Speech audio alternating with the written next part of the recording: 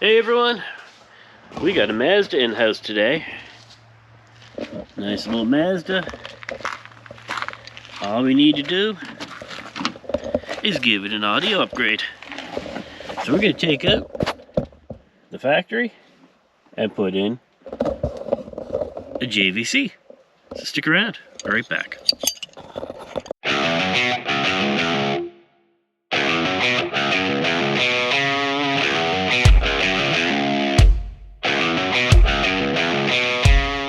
Alright, so thanks for sticking around.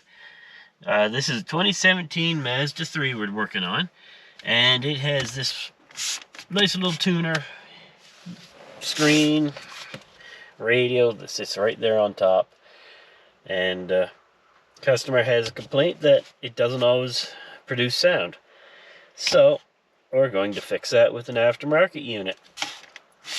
So to get this radio out, we have to get in behind this trim. So you haul out your nice little panel tool and just kind of start working the panel nice and slow, carefully, and then eventually you get to the center here where all your heater stuff is,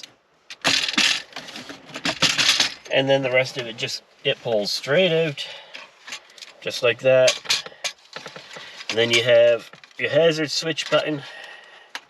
Has a wire harness in the back. It comes out very easy. Basic clip for pushing.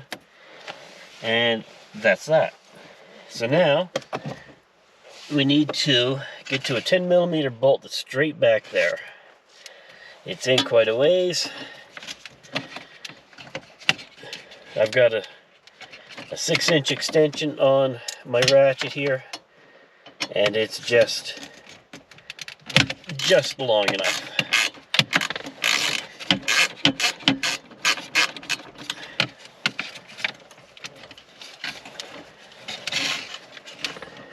So 6-inch extension does work. Maybe I should have gone a little longer just to not have it so short, but nonetheless, it's out, and whatever you do, don't lose that bolt, or that screw. So now, all that's left is grabbing a hold of this, give it an easy little tug forward. It doesn't take very much. And that brings us to this part here, and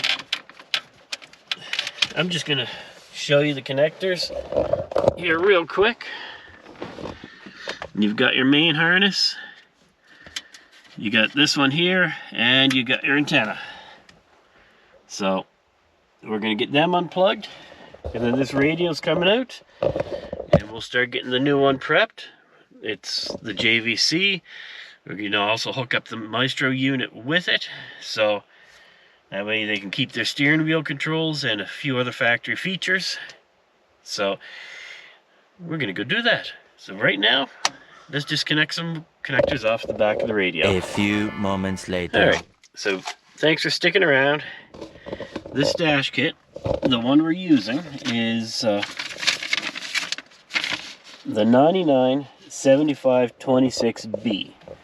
Now it comes with a little bracket that goes back here that just reuses a stock 10mm bolt, and that is supposed to be to support the radio, which then has the brackets on the side, and they screw into right there like that. There's a spot on each side. Now that radio bracket, because this is a short chassis radio, is actually doesn't need to be there.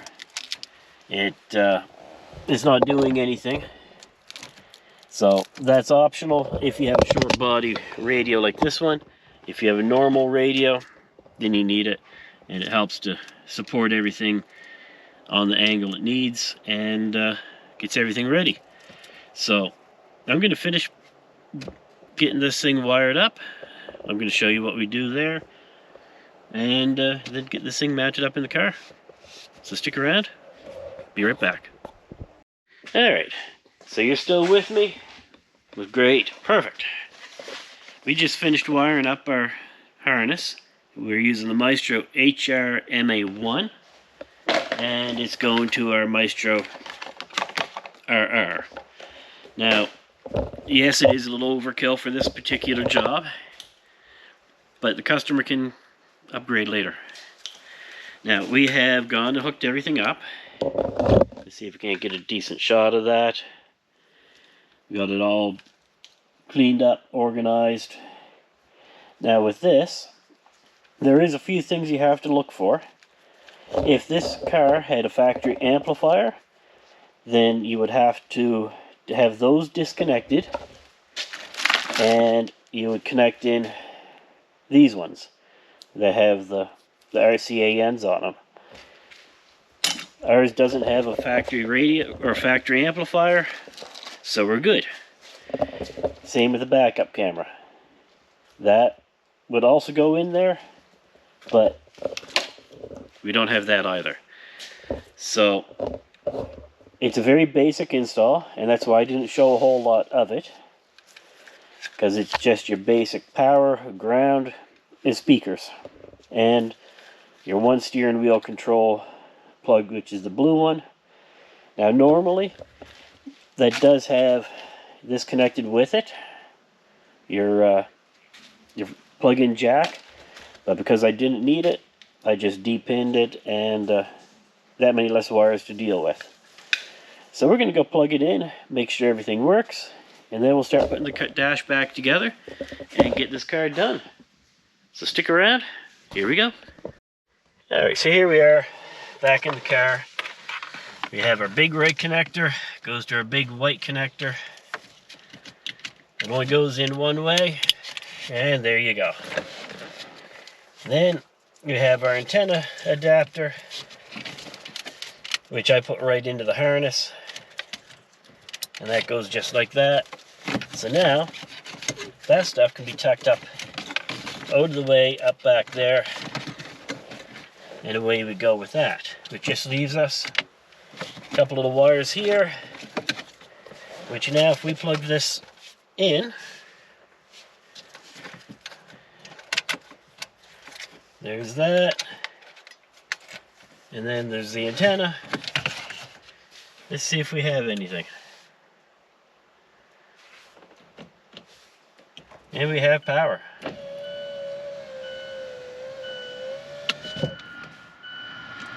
We also have sound. We got tons of static.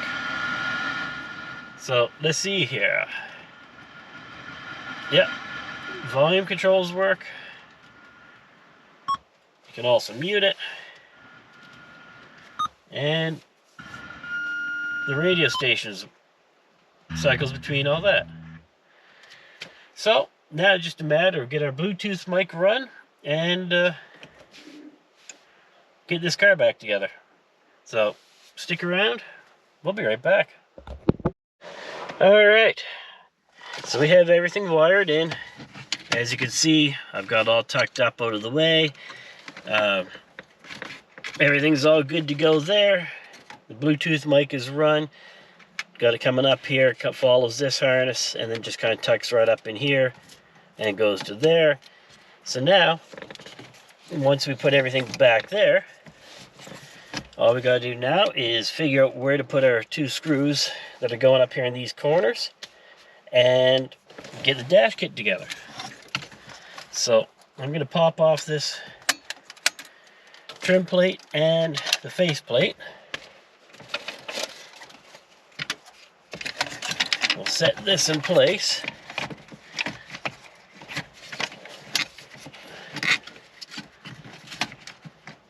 Just to kind of get an idea for where it's going and what it's doing. Kind of like that.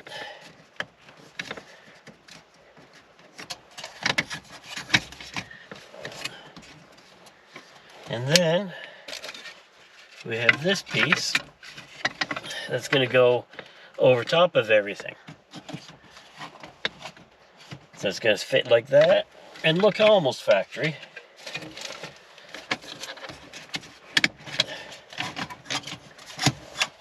So now I know, and I see where the holes are. Now I can go ahead and put the screws in and get this thing back together. So stick around. I'm going to go put some screws in. Alright, so as you're putting the dash kit back together, you'll notice it's got multiple different pieces. You have this piece that goes around. You've got this little housing here that goes over everything. And then you have this final and last piece, which when you go to put that on, kind of ties everything together. But you've got a huge gap still. So what you need to do is you need to put your trim ring back on.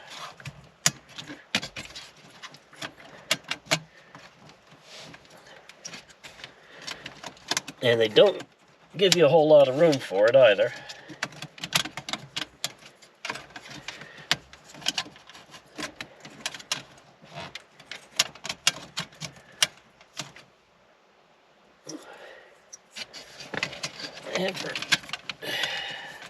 There we go. Get that locked in there a little better.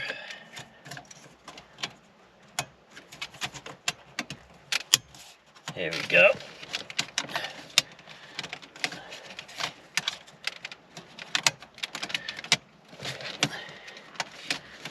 And then we take this, and that snaps right in there like that.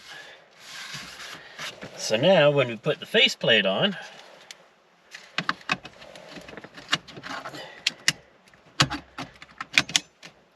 it tucks in there just like that as well. So there, we have radio in there. And just like before, it should still work, which it does. All may be made to the hardest. And we have sound. So we're going to put this dash piece back together. But we're going to just do our usual. We program certain channels. Like this one here, it's our local CJLS, which is a couple channels of that. We have 92.1, which is like, I think, CBC. And I just go and preset a few of them for people around here, and that way they don't have to worry about it. And not that it's hard to do, but it's just one of those extra little things to make sure it gives a little bit better customer satisfaction. So now that's all done. Like I said, now we'll just put this dash piece back together. Let me turn the car off. And I've got a thing about hooking up connectors with the power on. It's not something I like to do.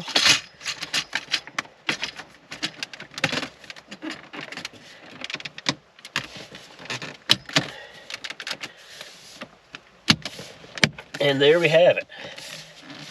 One aftermarket radio installed in a 2017 Mazda 3. So, if you like that, let me know. Let me know what you think of it. I think a screen would look really good there, but I'm not paying for it, so. With that, let me know what you think of the install. Let me know what you think of the video. If there's anything more you'd like to see, let me know. Tell me if you've done one of these with a screen.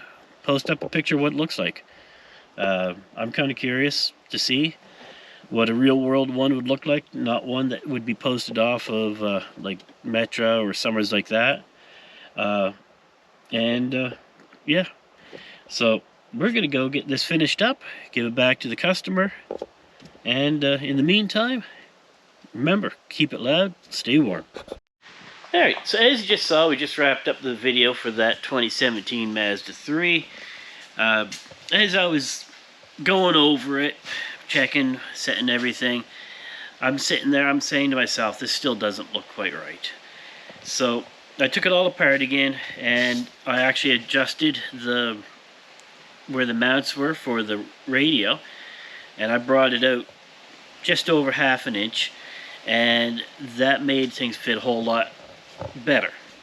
I never thought to bring the camera out to video that, but I did get a couple pictures which you're going to see on the screen now, and it looks a lot better, much better, fills the gap a lot better, and I'm actually happy with the way it looks now, where before I was kind of on the fence about it.